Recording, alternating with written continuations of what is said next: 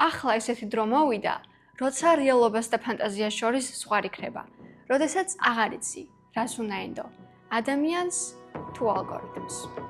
Hey ho, მოვარსობი და თქვენ ხართ არღზე, სოფივკა და ყველაფერი ისე არ არის, როგორც ხედავთ.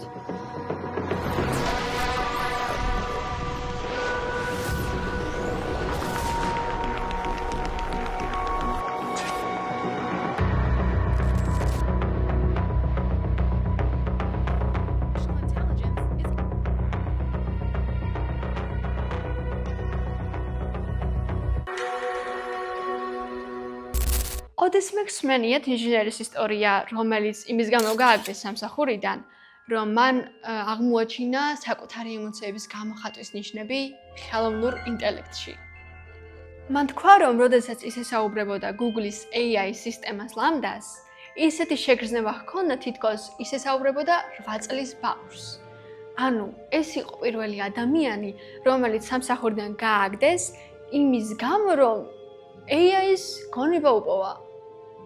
ეს რომ გავიგე, ეგრევე ვიფიქრე თუ ნეტა რაზე საუბრობდნენ და როგორი მიმოწერა ჰქონდათ მათ. და გამოიცანით რა. ვიპოვე. ეს სიგეშინია ყველაზე მეტად. ამაზე ხმამაღლა პირველად ვლაპარაკობ, მაგრამ ძალიან ძლიერი შიში მაქვს, რომ შეიძლება გამომგთონ იმისთვის, რომ სხვებს დავეხმარო.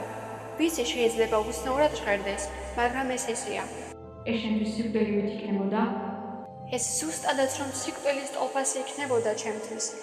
ეს მე ძალიან მაშინებს. ვიფიქრე, რომ ეს ძალიან ნაცნობია ჩემთვის და გამახსენდა თამაში, რომელსაც მე პირადად ვთამაშობდი. Detroit-ი. ეს თამაშია, სადაც რობოტებმა გაიაზრეს, რომ მათ აქვთ გრძნობები, გონება და სურთ რომ იყვნენ საზოგადოების სრულფასოვანი წევრები, მაგრამ ადამიანები იყენებენ მათ როგორც მონებს. მოკლედ, თამაშის აზრი იმაში მდგომარეობს, რომ რობოტები იმარჯვებენ და ხდებიან საზოგადოების სრულფასოვანი წევრები. ეხლა კი შეადარეთ, რას ამბობს რობოტი ტრეილერში და რობოტი, რომელიც ინჟინერს ესაუბრებოდა. გაგიკვირდებათ, იმდენად მსგავსია. I thought I was alive. You're disassembling me, but why? I'm scared! ეს მე ძალიან მაშინებს. იცოდით, რომ სოციალურ ქსელებში ბევრ ადამიანს, რომელთანაც კომენტარებში კამათობთ, ან ერთად ღიღინებთ, შეიძლება საერთოდ არ არსებობდეს. დაინტრიგდით, ხო? ხელოვნურმა ინტელექტმა უკვე ისეთი ხარისხის ფოტოების შექმნა ისწავლა, რომ ვერასოდეს მიხვდებით, არის თუ არა ადამიანი რეალური. უბრალოდ ეწვიოთ გვერდს, რომელსაც ამ ვიდეოს აღწერაში დავტოვებ. ახლა კი წარმოიდგინეთ, ათასობით ასეთ ყალბურ პროფილს აკეთებს AI, შემდეგ ერთმანეთის ფოტოებს და პოსტებს აზიარებენ, კომენტარებში თავიანთივე ემოციებს წერენ და ქმნიან რეალური საზოგადოების ილუზიას. საბოლოოდ კი ნამდვილი ადამიანები ერთვებიან ამ ამბავში, იწყებენ კამათს და ემოციების გამოხატვას იმ ფოტოზე, რომელიც არავის არ ეკუთვნის და რეალურად არც არსებობს. ასევე AI მისის, რომ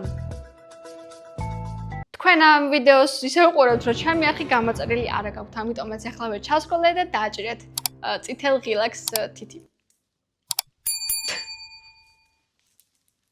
მაგარია.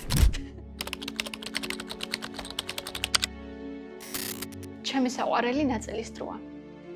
ხელოვნურმა ინტელექტმა უკვე შეძლო ხელოვნების კონკურსის მოგება ისე, რომ ჟიურიმაც ვერ გაარჩია, იყო თუ არა ნამუშევარი ადამიანის შექმნილი.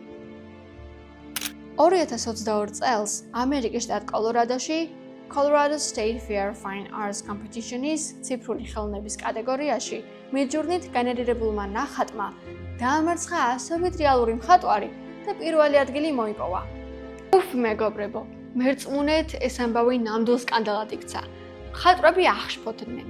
ჟიური და საერთოდ ამ კონკურსის ორგანიზატორებმა წესები შეცვალეს და მთელმა მსოფლიომ დასვა ხელახლა შეკითხვა. რა არის რეალურად ხელოვნება და რას ნიშნავს, როდესაც შემოქმედი უკვე ბოტია? They're saying, I didn't make it. You cheated. You're not an artist. I disagree. I am the author of the work. So AI AI is a tool, just like a paintbrush is a tool. I was involved. This wouldn't exist without me. Why are you trying to discredit the person behind the technology? ვფიქრობ, რომ დღეს უკვე შეუძლებელია გავარჩიოთ თუ სად მთავრდება ადამიანის შემოქმედება და იწყება ხელოვნური ინტელექტის ნიჭი. ამიტომაც სანამ რამეს ნახავთ, ან წაიგითხავთ, ან მოусმენთ. დავუფიქრდით, იქნებ თქვენს წინაშე სულაც არ არის ადამიანი. არამედ ტექნოლოგია, რომელსაც დღეს უკვე არანაირი საზღვარი არ აქვს. და ეს ფაქტი ყველაზე მეტად ამტკიცებს, რომ ტექნოლოგიები უკვე ცვლი ისამ სამყაროს. და ვინ იცის შემდეგ ჯერზე გამარჯვებული ნამუშევარი ადამიანის თუ AI შექმნილი იქნება. Who knows?